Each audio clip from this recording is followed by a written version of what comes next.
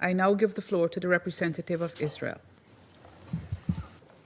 Mr. President, today this Council stood at a crossroads, and most of you chose wrong. You chose appeasement and submission. You chose a road that does not lead to peace, only to more terror. We thank the United States for standing on the right side, for standing on the side of truth, justice, and moral clarity. Thank you for refusing to abandon the hostages and for refusing to legitimize the lies of this resolution.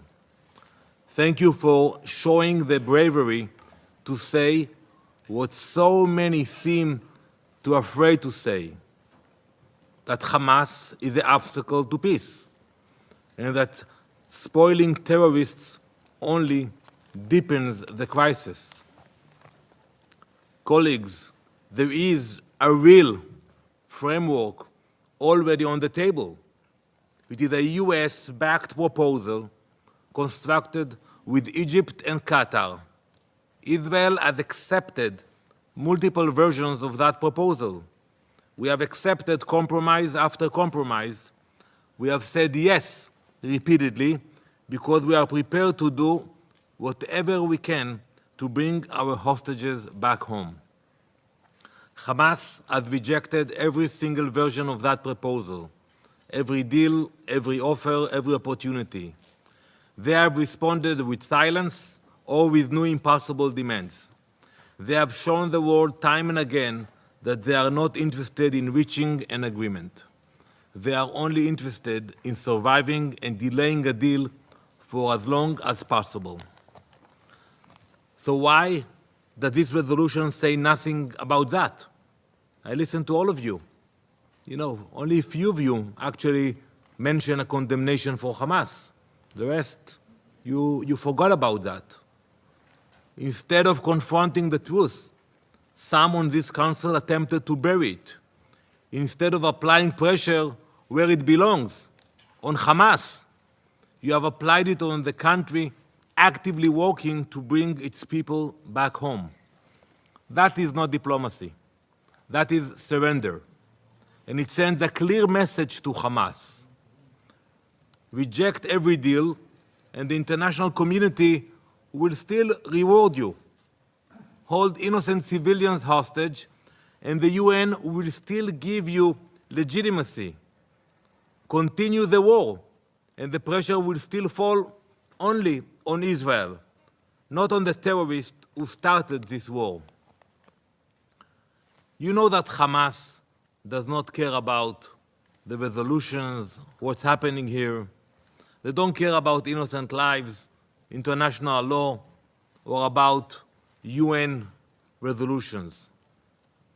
But when you removed the release of the hostages as a condition for a ceasefire, and I know all of you very well, you know how to read a resolution, you know the power of the language of a resolution, but when you remove the release of the hostages as a condition for a ceasefire, you gave Hamas the freedom to ignore you all and to place every bit of pressure on Israel. You handed them time, leverage, and political cover. You have told the hostage families that their loved ones are no longer a priority. Mr. President, the hostages are innocent civilians kidnapped from their homes and held in the dark tunnels of Gaza. Many have been brutally murdered. They have not seen sunlight. They have not spoken to their families. They are being denied every basic human dignity. The Palestinian prisoners are terrorists who are protected by our legal system. Many of them are murderers with blood on their hands. They are held in accordance with the law, with access to rights, food, and medical care. Now, because Israel agrees to exchanges, it doesn't mean we accept a false equivalency. It was because we place unlimited value on every life, while Hamas only values death. And I heard some of you who made that comparison, to suggest that these two groups are morally equal, as this resolution seemed to. And you read the resolution again, you know the meaning of words. Putting the hostages together with the terrorists, it is not just dishonest, it is evil, it is immoral. Despite this absurd equivalence, the text still found time to lecture Israel on humanitarian aid. However, this resolution was proposed after humanitarian aid had already resumed. The new international aid mechanism developed with the US and in coordination with Israel has already become operational. That mechanism is delivering aid, but most critically, it is doing what the old system could not, stopping Hamas from stealing it.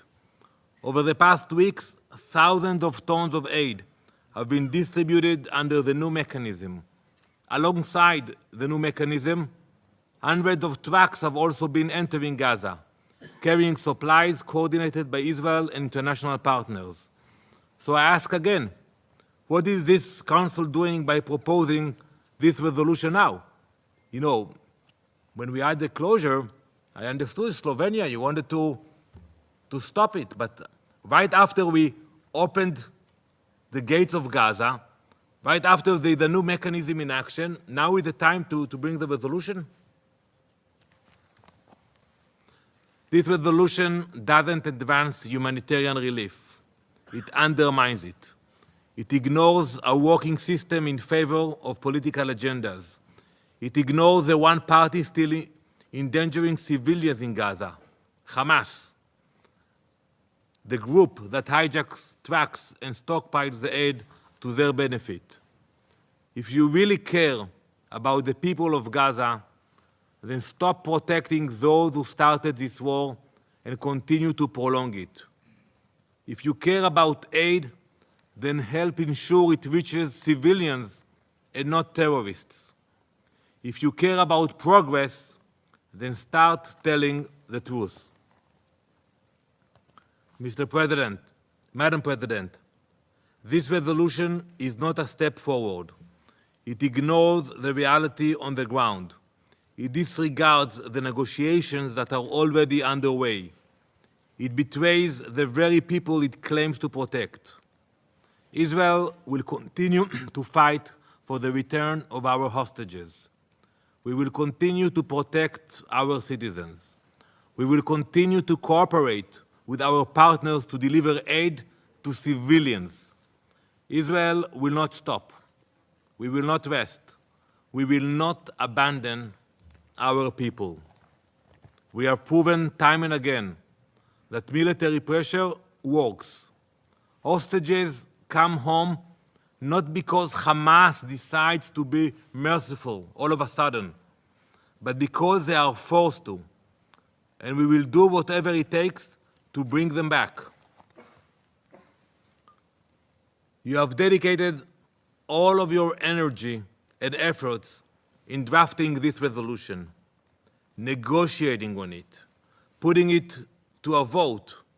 Now it will pass next week to the General Assembly for another vote.